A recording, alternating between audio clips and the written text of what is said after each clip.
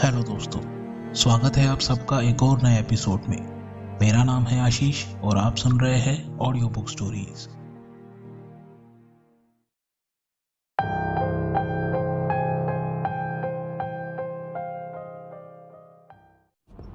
Hello, मैं रस्तोगी बोल रहा हूँ।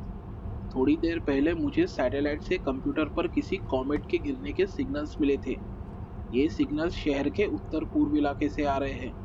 इसी का पता लगाने में उस तरफ जा रहा हूँ। आगे की जानकारी वहां पहुंचने पर दी जाएगी। इतना बोलकर रस्तोगी ने फोन कट कर दिया। रात के 10 बज रहे थे।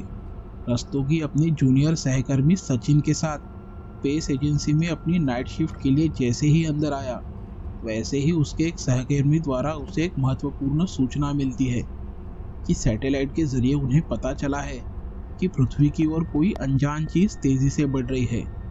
ये खबर सुनकर रस्तोगी तुरंत कंप्यूटर की तरफ बढ़ा।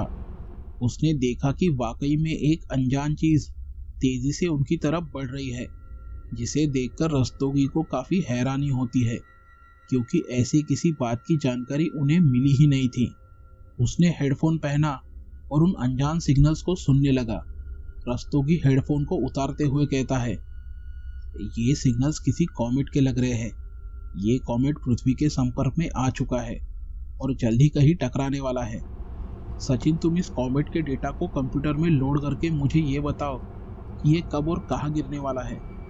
रस्तोगी ने एक बैग उठाई जिसमें खोज और अनुसंधान से जुड़े कुछ उपकरण थे। उसने सचिन को अपने टैबलेट पर उन सिग्नल्स को ट्रांसफर करने को कहा और अपनी कार में बैठकर वो निकल पड़ा। रस्तोगी अपने टैबलेट पर मिल रहे उन सिग्नल्स को फॉलो करते हुए आगे बढ़ रहा था। रस्तोगी अंतरिक्ष विज्ञान एवं अनुसंधान के क्षेत्र में काम करने वाली एक निजी कंपनी में कार्यरत था और उसके अंदाजे के मुताबिक थोड़ी देर पहले उसे जो सिग्नल्स मिल रहे थे वो किसी उल्का पिंड की तरफ इशारा कर रहे थे। रस्तोगी तेजी से अपनी गाड़ी मिल रहे उन अनजान तरंगों की तरफ बढ़ा रहा था। सचिन ने उसे जानकारी दी कि वो कॉमेट जल्द ही शहर के उत्तर पूर्व हिस्से में कहीं टकराने वाला है। रस्तोगी ने तुरंत फोन करके इस बात की जानकारी अपने सीनियर अधिकारी चैटर्जी को दी। रस्तोगी अब काफी नजदीक पहुंच चुका था। सामने जंगल था। रस्तोगी अपनी कार से नीचे उतरा और उसके टैबलेट पर मिल रहे उन सिग्नल्स को फॉलो करते हुए जंगल में आगे बढ़ रहा था। थोड़ी देर बाद उसका टैबलेट अचानक स्विच ऑफ हो गया, जिसे देखकर उसने कहा, ये अचानक बंद कैसे हो गया। रस्तोगी अंदाजे से आगे बढ़ रहा था कि तभी दूर कहीं पर से उसे एक नीली रोशनी दिखाई देती है। रस्तोगी उस रोशनी के स्रोत के पास पहुंचा और सामने का नजारा देख उसके रोंगटे खड़े हो गए। उसके सामने एक बड़ा सा उल्का पिंड पड़ा हुआ था, जिसका व्यास करीबन 1.22 मीटर होगा। उस जलते हुए उल्का पिंड से जंगल में आग लग चुकी थी। रस्तोगी जल्द से जल्द उस उल्का पिंड के कुछ सैंपल्स लेना चाहता था, क्योंकि इतनी बड़ी घटना प्रशासन से छिपकर नहीं रह सकती थी और थोड़ी देर में वहां पर गवर्नमेंट ऑफिशियल के साथ फायर ब्रिगेड की टीम भी पहुंचने वाली थी। अगर एक बार वो लोग यहाँ पर पहुंच गए तो फिर सैंपल लेना मुश्किल हो जाएगा। इसी इरादे से रस्तोगी उल्का पिंड के पास गया। रस्तोगी ने अपने बैग से एयरटाइट कंटेनर निकाला और जैसे ही उस उल्का पिंड के सैंपल्स लेने के लिए आगे बढ़ा, वैसे ही उस उल्का पिंड में दरार पड़ने लगी। दरार अब काफी ज्यादा बढ़ चुकी थी, जिसमें से किसी चिपचिपे तरल पदार्थ का रिसाव हो रहा था। जैसे ही रस्तोगी ने उसका सैंपल लेने के लिए अपना हाथ आगे बढ़ाया, वैसे ही अचानक उस उल्का पिंड में विस्फोट हुआ।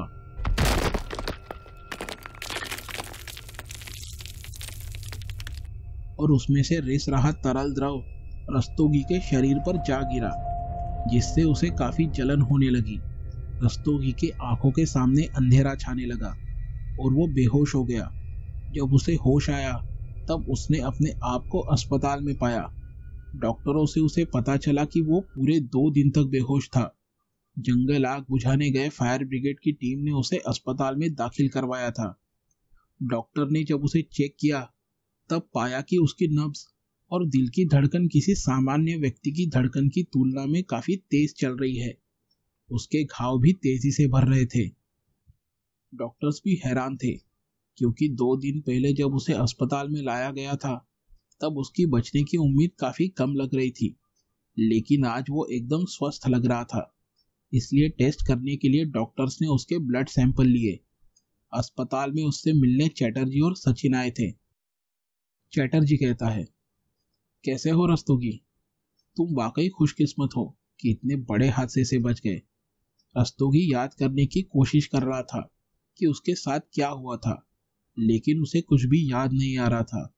तभी सचिन उसके पास आते हुए कहता है, सर, उस उल्कापिंड को देखने वाले आप सबसे पहले इंसान हो, इसलिए गवर्नमेंट ऑफिशियल्स आपसे कुछ सवाल करना चाहते हैं। वो लोग किसी भी वक्त यहाँ पहुंच सकते हैं। उससे पहले क्या आप हमें कुछ बता सकते हैं कि आपने वहां पर क्या देखा? रस्तोगी को सचिन के पास से एक तेज गंध आ रही थी जो उसे परेशान कर रही थी। रस्तोगी ने उससे पूछा, सचिन, ये तुम्हारे पास से किस तरह की गंध आ रही है? मुझे इससे परेशानी हो रही है। सचिन कहता है, सर, ये तो मैंने परफ्यूम लगाया है और परफ्यूम की खुशबू तो आपको काफी पसंद है। रस्तोगी की हालत बिगड़ रही थी, इसलिए डॉक्टर्स ने उन्हें बाहर जाने के लिए कहा। जैसे ही वो दोनों वहां से चले गए, इस तरफ रस्तोगी को अपने शरीर के अंदर कुछ बदलाव महसूस हो रहे थे। उसका अपने शरीर पर से नियंत्रण छूट रहा था। उसे ऐसा लग रहा था कि मानो उसके अंदर कोई चीज है जो उसके शरीर पर कब्जा जमा रही हो। रस्तोगी इस बात से अनजान था कि उस रात उस उल्कापिंड से रिस रहा वो तरल अब उसके शरीर को संक्रमित करते हुए उसे अपना होस्ट बना चुका था। उस एलियन पैरासाइट को उत्क्रांति के लिए अब रस्तोगी के शरीर की जरूरत थी। कुछ 1 घंटे बाद गवर्नमेंट ऑफिशियल्स उस रात के बारे में उससे कुछ पूछताछ करने वहां पहुंचे, लेकिन हैरानी की बात यह थी कि रस्तोगी वहां से गायब हो चुका था। उन सरकारी लोगों को शक हो रहा था कि उसके पास जरूर कोई सेंसिटिव इंफॉर्मेशन है और इसी वजह से वो भाग गया है। इसलिए उन्होंने रस्तोगी को ढूंढना शुरू कर दिया। ये काफी गंभीर और संवेदनशील मुद्दा था, इसलिए उन्होंने अपनी खोजबीन को डिस्क्रीट रखते हुए इस केस की जांच पड़ताल शुरू कर दी। रात का वक्त था। रस्तोगी के शरीर में बदलाव की शुरुआत हो चुकी थी। उसकी आंखों की पुतलियों पर एक अजीब किस्म की परत बन गई थी। बाल झड़ रहे थे, शरीर लचीला बन रहा था और पीठ पर किसी तरह का लचीला अंग उग आया था जो उसे महसूस हो रहा था। उसे भूख लग रही थी। इस वक्त वो किसी सुनसान गली में खड़ा था। उसके शरीर के अंदर पनप रहा वो परजीवी उस पर हावी हो रहा था। उस एलियन पैरासाइट ने रस्तोगी को पूरी तरह से अपने वश में कर लिया था। गली के दूसरे छोर पर कुछ लड़के खड़े थे। रस्तोगी उनकी तरफ बढ़ा। लड़कों ने देखा कि कोई उनकी ओर आ रहा है। उसकी चाल डाल देख ऐसा लग रहा था कि कोई शराबी आदमी होगा, लेकिन जब रस्तोगी उनके पास पहुंचा तो उसे देखकर उन लड़कों के होश उड़ गए। रस्तोगी ने उनमें से एक लड़के पर हमला कर दिया। बाकी के 2 लड़के उसे बचाने के लिए आगे बढ़ते हैं। रस्तोगी ने उस लड़के का पेट फाड़कर उसके प्रत्यंगों को खाना शुरू कर दिया।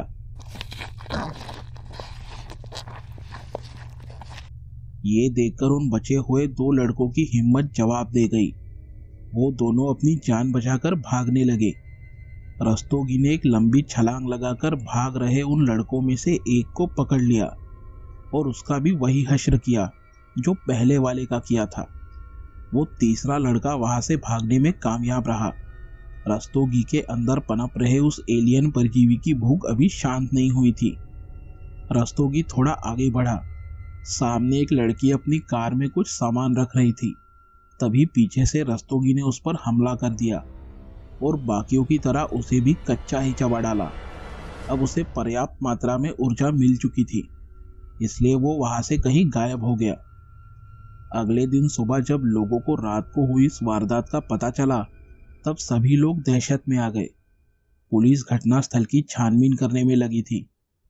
तभी स्पेशल परमिशन के साथ वो 2 गवर्नमेंट ऑफिशियल्स वहां आए।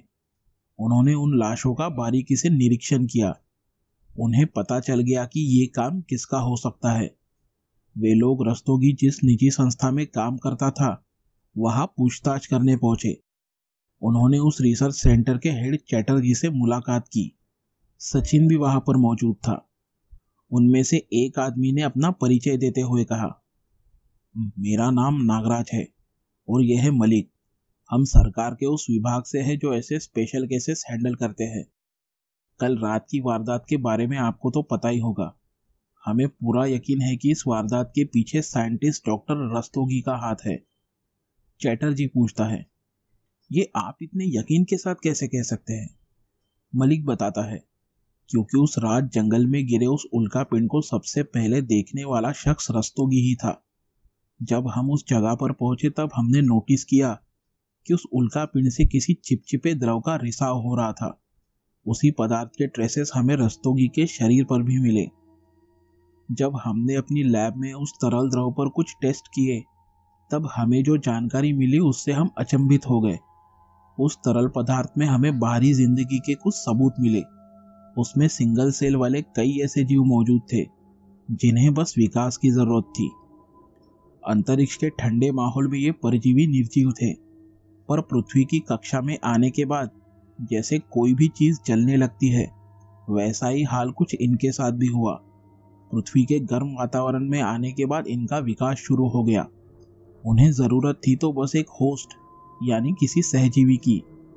इस प्रोसेस को सिम्बियोसिस यानी सहजीवन कहा जाता है। इसमें दो प्राणियों में पारस्परिक, लाभजनक और आंतरिक साझेदारी होती है। यह सहभागिता दो पौधों या दो जंतुओं के बीच या फिर पौधे और जंतु के बीच पारस्परिक संबंध में हो सकती है। सहजीवन में दो में से एक प्राणी जीवित रहने के लिए दूसरे पर निर्भर होता है। जैसे मिसाल के तौर पर लाइकेन, ये एक निम्न श्रेणी की ऐसी छोटी वनस्पतियों का एक समूह है जो विभिन्न प्रकार के आधारों पर उगे हुए पाए जाते हैं। इन आधारों में वृक्षों की पत्तियां एवं छाल, प्राचीन दीवारें, भूतल, चट्टान और शिलाएं मुख्य है। ये सहजीवन का एक अच्छा उदाहरण है जिसमें अलगी और फंगस के बीच पारस्परिक और कल्याणकारक सहजीविता होती है। उसी तरह से इस एलियन पैरासाइट का होस्ट रस्तोगी है जो ऊर्जा प्राप्त करने के लिए इंसानों के अंदरूनी अंगों पर फीड कर रहा है। रस्तोगी उस कार की तरह है जिसका स्टीयरिंग उस परजीवी के हाथ में है और अब ये गाड़ी नियंत्रण से बाहर है। उनकी बातें सुनकर सचिन कहता है, सर इस मामले में हम भी आपकी मदद करना चाहते हैं। नागराज कहता है, हमें भी आपसे यही उम्मीद थी, लेकिन ये बातें इस कमरे से बाहर नहीं जानी चाहिए। चैटर्जी और सचिन दोनों उन्हें विश्वास दिलाते हैं। मलिक कहता है, इससे पहले कि वो ज्यादा तबाही मचाए हमें जल्द से जल्द उसे ढूंढना पड़ेगा। लेकिन इतने बड़े शहर में हम उसे कहाँ ढूंढेंगे? मलिक का सवाल वाजिब था। इतने बड़े शहर में वो कहीं भी छुपा हो सकता था। नागराज और मलिक के साथ अब चैटर्जी और सचिन भी रस्तोगी को खोजने में जुट गए। उन्होंने हर संभव जगह उसे ढूंढा। वे चारों अपनी कार में बैठे हुए थे कि तभी रेडियो पर उन्हें एक खास संदेश प्राप्त हुआ कि शहर के पूर्वी हिस्से में रस्तोगी जैसे दिखने वाले किसी शख्स को पाया गया है। वे लोग तुरंत उसकी तरफ निकल पड़े। इस तरफ रस्तोगी के रूप में वो एलियन अपना शिकार करने निकल चुका था, जिसने रास्ते पर सो रहे एक भिखारी पर हमला किया। जो घटना सीसीटीवी में कैद हो गई थी, उसी के आधार पर वे चारों वहां पहुंचे। रस्तोगी ने उस भिखारी को अपना शिकार बना डाला, जिसके बाद उसके शरीर में और भी तेजी से बदलाव होने लगे।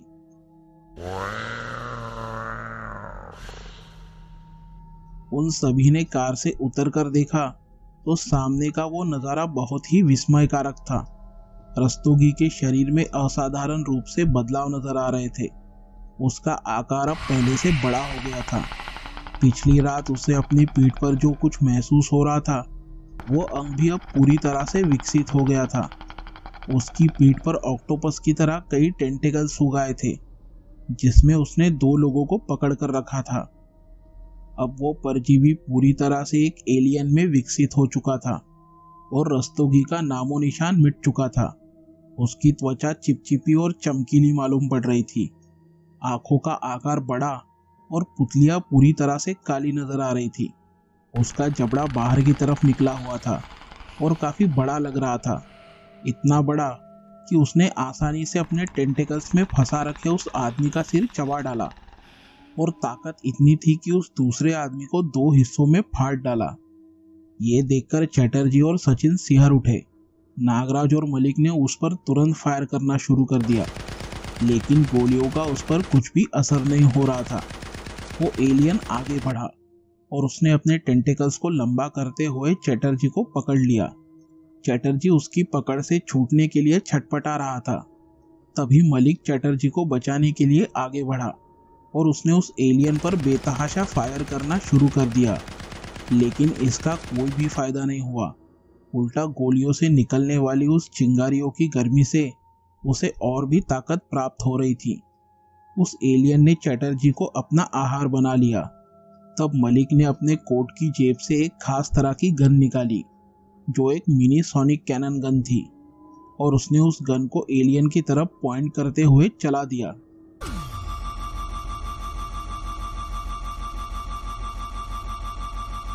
सोनिक गन से निकल रही तरंगे सीधी उस एलियन से जा टकराई, जिसकी वजह से उसे तकलीफ होने लगी।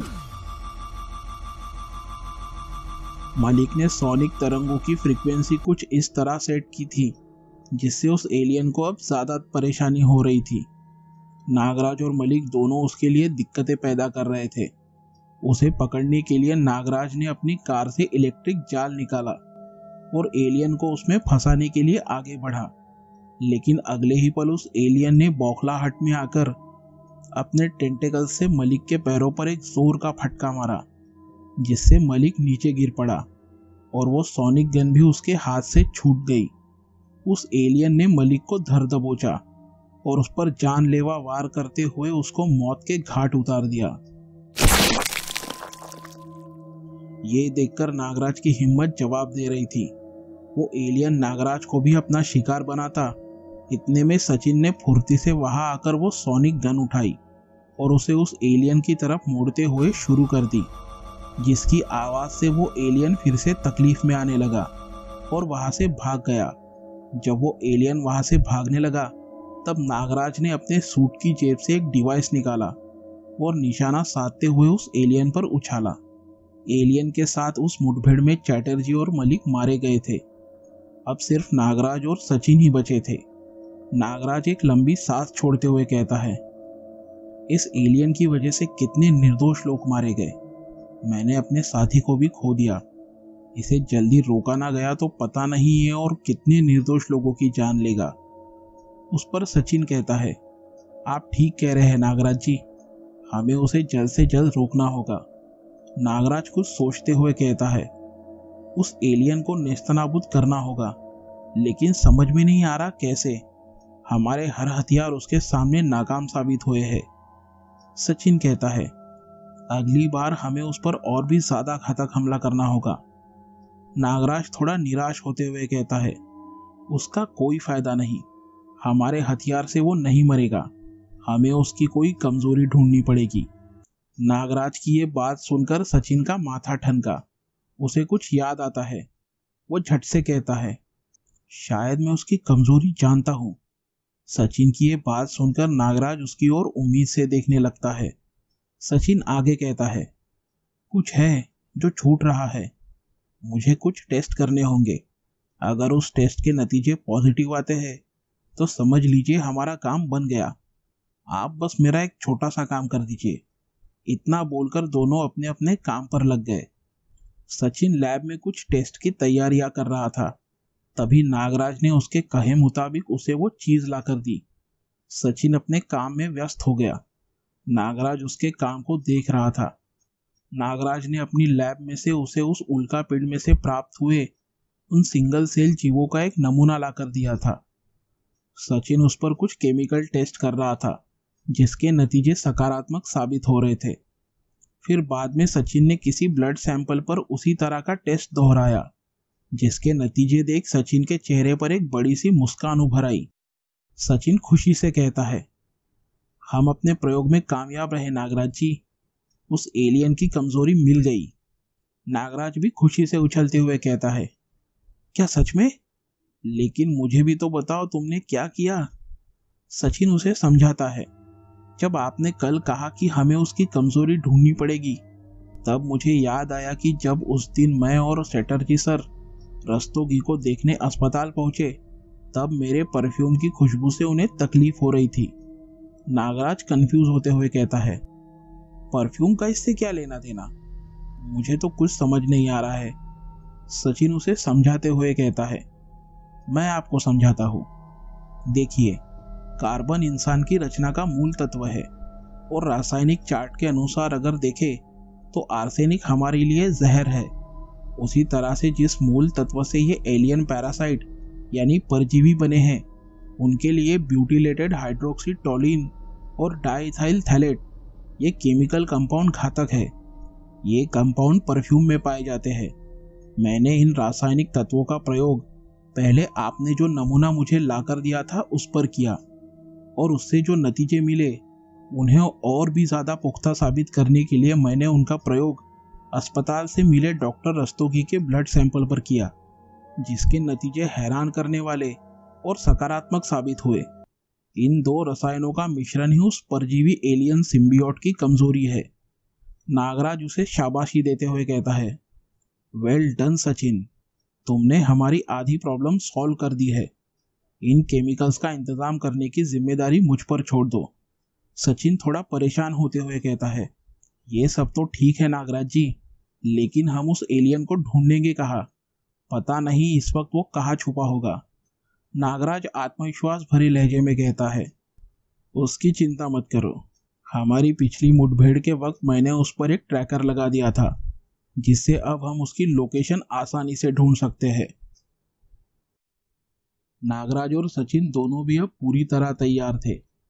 एलियन से लड़ने के लिए उन्होंने कुछ जरूरी चीजें अपने साथ रखी थी, जिसमें वो केमिकल का मिश्रण भी शामिल था, जिसे एक सुरक्षा कंटेनर में वे अपने साथ ले जा रहे थे। नागराज ने जो ट्रैकर डिवाइस उस एलियन पर लगाया था, उसकी मदद से दोनों कार में बैठकर उस एलियन को खोजने निकल पड़े। ट्रैकर के हिसाब से उस एलियन की लोकेशन शहर के बाहर किसी बंद फैक्ट्री में बता रही थी। सचिन नेविगेट कर रहा था और नागराज तेजी से अपनी गाड़ी उस दिशा में भगा रहा था। रात हो रही थी। नागराज को डर था कि अगर वो एलियन उस जगह से निकलकर फिर से किसी रिहायशी इलाकों में अगर शिकार करने चला गया तो उसे पकड़ना मुश्किल हो जाएगा, क्योंकि उसे पकड़ते वक्त लोगों की जान को भी खतरा हो सकता है। अगर वो ज्यादा लोगों के सामने आ गया तो शहर के लोग दहशत में आ जाएंगे, क्योंकि ज्यादातर लोग इसे किसी जंगली जानवर का हमला समझकर एलियन होने की बात को अफवाह मान रहे थे और लोगों के बीच सनसनी और दहशत ना फैले। इसीलिए सरकार भी चाहती थी कि जल्द से जल्द उस एलियन को जिंदा या मुर्दा पकड़ा जाए, जिसका पूरा दारोमदार अब नागराज और सचिन पर था। थोड़ी देर बाद वो दोनों उस बंद पड़ी हुई फैक्ट्री में पहुंच गए। जरूरी हथियारों और साजो सामान के साथ उन्होंने अंदर शिरकत की। अंदर का माहौल देखकर वो दोनों दंग रह गए। फैक्ट्री की दीवारों पर फंगस उगाई थी और जमीन पर बड़े बड़े मशरूम उगाए थे, जिन पर विकसित हुए कीट पतंगे उड़ रहे थे। जहां तहां अजीबोगरीब पौधे लगे हुए दिखाई दे रहे थे, जिनमें से एक अजीब किस्म की बू आ रही थी। फैक्ट्री के अंदर कोई अजीब किस्म की गैस फैली हुई थी, जिसे देखकर सचिन कहता है, लगता है इन जीवों में उत्क्रांति की शुरुआत हो गई है। अगर ऐसा ही चलता रहा तो इनकी तादाद बढ़ जाएगी और फिर जल्द ही ये पूरे शहर में फैल जाएंगे। नागराज कहता है, हम ऐसा नहीं होने देंगे। उस एलियन के साथ इस पूरी जगह को हमें तबाह करना होगा। वो दोनों ये सब बातें कर ही रहे थे कि तभी उन्हें किसी के आहट के साथ एक अजीब किस्म की आवाज सुनाई देती है।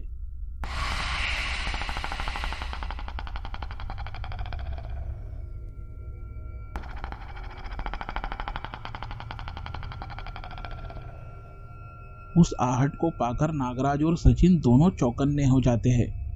उन्होंने दीवार के पीछे छिपकर देखा तो सामने उन्हें वही एलियन दिखाई दिया।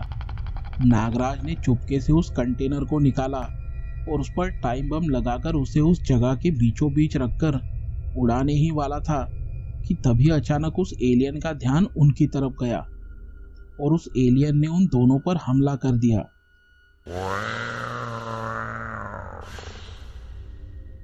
एलियन उन दोनों की तरफ उनकी मौत बनकर बढ़ा। वो एलियन अपने टेंटेकल से उन दोनों पर हमला करने लगा। सचिन और नागराज दोनों जैसे तैसे उसके हमले से बच रहे थे। उस एलियन ने अपने मुंह से किसी चिपचिपे द्रव को उनके ऊपर छिड़का, जिससे नागराज बड़ी ही फुर्ती से दूसरी ओर छलांग लगाते हुए बच गया। उसने देखा कि जहां पर वो द्रव गिरा था वहां की सतह पिघल रही है। उसने सचिन को इस बारे में बताते हुए सतर्क किया। वो एलियन बार बार उन दोनों पर उस चिपचिपे पदार्थ से हमला कर रहा था, पर दोनों जैसे तैसे अपने आप को उस हमले से बचा रहे थे। मुठभेड़ के दौरान नागराज और सचिन दोनों अलग हो गए। तब उस एलियन ने नागराज को अकेले पाकर उसे अपने टेंटिकल्स में जकड़ लिया।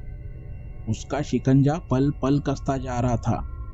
वो एलियन नागराज की जीवन यात्रा समाप्त करने ही वाला था कि तभी सचिन ने वो मिनी सोनिक कैनन गन चला दी, जिससे उस एलियन को तकलीफ होने लगी। सचिन उस कैनन की तीव्रता को बढ़ाता चला गया, जिससे वो एलियन अब और भी ज्यादा परेशान हो चुका था। इस बीच नागराज ने अपने आप को छुड़ा लिया और उस मिश्रण भरे कंटेनर पर लगा बम एक्टिवेट कर दिया। नागराज ने सचिन को वहां से जल्दी से भागने का इशारा किया। दोनों तेजी से भागकर फैक्ट्री के बाहर निकल आए। तभी अंदर जोर से बम धमाका हुआ